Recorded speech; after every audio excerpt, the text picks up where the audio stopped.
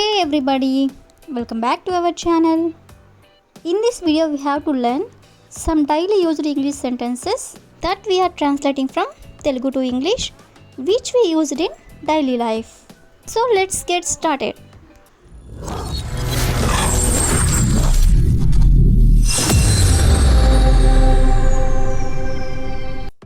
Before going to the topic, if you like this video, please like and share to your friends and family members, and also don't forget to subscribe my channel. Okay, coming to the topic, ఈరోజు వీడియోలో మనం మమ్మల్ని అవమానించడం సరికాదు, లేదా ఆమెని నిందించడం సరికాదు, లేదా అతన్ని శిక్షించడం సరికాదు. ఈ విధంగా మనం సరికాదు అంటే నాట్ ఫెయిర్ అనే వర్డ్ని కూడా మనం డైలీ లైఫ్లో చాలా సందర్భంలో యూజ్ చేస్తూ ఉంటాం కదా. సో ఈ వర్డ్ని యూజ్ చేసుకొని కొన్ని ఎగ్జాంపుల్స్ అనేవి చూద్దాం. సో ఫస్ట్ వన్ ఈస్ అతనికి చెప్పడం సరికాదు. అతనికి చెప్పడం సరికాదు. సో దీని ఇంగ్లీష్లో it's not fair to tell him. It's not fair అంటే సరికాదు. టు టెల్ హిమ్ అంటే అతనికి చెప్పడం.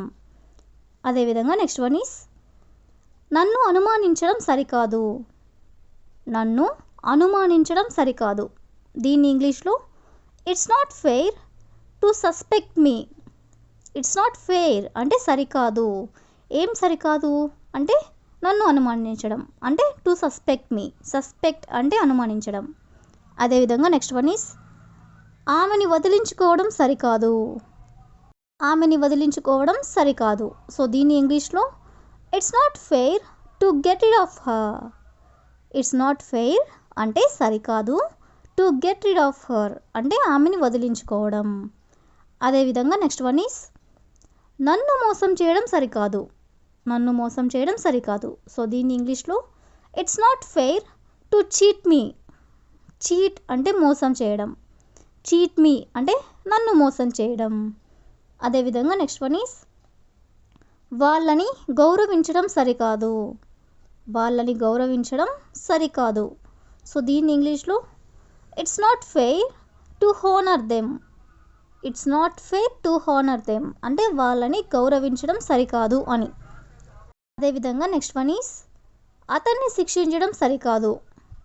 అతన్ని శిక్షించడం సరికాదు. సో దీన్ని ఇంగ్లీష్లో it's not fair to punish him. It's not fair అంటే సరికాదు. టు పనిష్ హిమ్ అంటే అతన్ని శిక్షించడం. అదేవిధంగా నెక్స్ట్ వన్ ఈస్ ఆమెని నిందించడం సరికాదు. ఆమెని నిందించడం సరికాదు. సో దీన్ని ఇంగ్లీష్లో it's not fair to blame her. To blame her అంటే ఆమెని నిందించడం. So the last example is మమ్మల్ని అవమానించడం సరికాదు. మమ్మల్ని అవమానించడం సరికాదు. సో దీని ఇంగ్లీష్లో it's not fair to insult us. It's not fair to insult us అంటే మమ్మల్ని అవమానించడం సరికాదు అని. సో ఈ విధంగా మనం సరికాదు అనే వర్డ్ని యూజ్ చేసుకొని కొన్ని ఎగ్జాంపుల్స్ అనేవి చూసాం కదా. నెక్స్ట్ వచ్చేసరికి అతను నిస్సందేహంగా గొప్ప రాజకీయ నాయకుడు, లేదా ఆమె నిస్సందేహంగా గొప్ప టీచర్, లేదా అతను నిస్సందేహంగా గొప్ప కోటీశ్వరుడు. ఈ విధంగా నిస్సందేహంగా అనే వర్డ్ని కూడా మనం చాలా సందర్భంలో యూజ్ చేస్తూ ఉంటాం కదా. సో ఈ వర్డ్ని యూజ్ చేసుకొని కొన్ని ఎగ్జాంపుల్స్ అనేవి చూద్దాం. సో ఫస్ట్ వన్ ఈస్ తను నిస్సందేహంగా గొప్ప డాన్సర్. తను నిస్సందేహంగా గొప్ప డాన్సర్. సో దీని ఇంగ్లీష్లో he's undoubtedly a great dancer. He's undoubtedly a great dancer అంటే గొప్ప డాన్సర్. అన్డౌటెడ్లీ అంటే నిస్సందేహంగా. అతను అంటే హీ. అదేవిధంగా నెక్స్ట్ వన్ ఈస్ నువ్వు నిస్సందేహంగా గొప్ప వ్యక్తివి. నువ్వు నిస్సందేహంగా గొప్ప వ్యక్తివి. ఇలా మనం ఎవరికైనా చెప్పాలనుకున్నప్పుడు you are undoubtedly a great man. You are undoubtedly a great man. Great man అంటే గొప్ప వ్యక్తి అని. అదేవిధంగా నెక్స్ట్ వన్ ఈస్ నేను నిస్సందేహంగా గొప్ప శాస్త్రవేత్తని.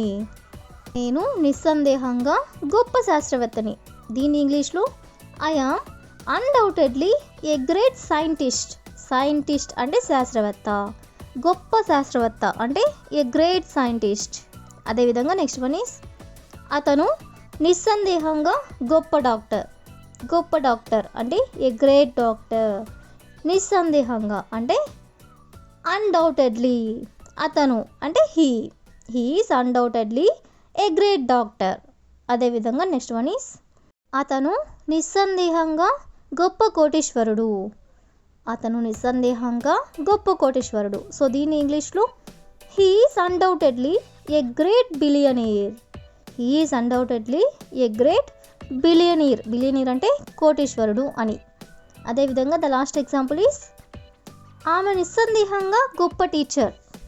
ఆమె నిస్సందేహంగా గొప్ప టీచర్. సో దీన్ని ఇంగ్లీష్లో she is undoubtedly a great teacher. She is undoubtedly a great teacher. Great teacher అంటే గొప్ప టీచర్ అని. సో ఈ విధంగా మనం నిస్సందేహంగా అనే వర్డ్ని కూడా యూజ్ చేసుకొని కొన్ని ఎగ్జాంపుల్స్ అనేవి చూసాం కదా. నెక్స్ట్ వచ్చేసరికి ఎక్కడికి వెళ్ళాలి లేదా ఎక్కడ సంతకం చేయాలి లేదా ఎక్కడ పెట్టాలి. ఈ విధంగా ఎక్కడ అంటే వేర్ అనే వర్డ్ని యూజ్ చేసుకొని కొన్ని ఎగ్జాంపుల్స్ అనేవి చూద్దాం. సో ఫస్ట్ వన్ ఈస్ ఎక్కడ నేర్చుకోవాలి. ఎక్కడ నేర్చుకోవాలి అని అడగాలనుకున్నప్పుడు వేర్ టు లెర్న్ అంటే ఎక్కడ నేర్చుకోవాలి అని. అదేవిధంగా నెక్స్ట్ వన్ ఈస్ ఎక్కడ కూర్చోవాలి. ఎక్కడ కూర్చోవాలి అంటే వేర్ టు సిట్ అంటే ఎక్కడ కూర్చోవాలి. నెక్స్ట్ వన్ ఎక్కడ తినాలి. ఎక్కడ తినాలి అంటే వేర్ టు ఈట్ అంటే ఎక్కడ తినాలి. అదేవిధంగా ఎక్కడుండాలి అనే దాన్ని వేర్ టు లీవ్ అంటే ఎక్కడుండాలి. అదేవిధంగా ఎక్కడ పెట్టాలి అనే దాన్ని వేర్ టు కీప్ ఇట్ అంటే ఎక్కడ పెట్టాలి. అదేవిధంగా నెక్స్ట్ వన్ ఎక్కడ సంతకం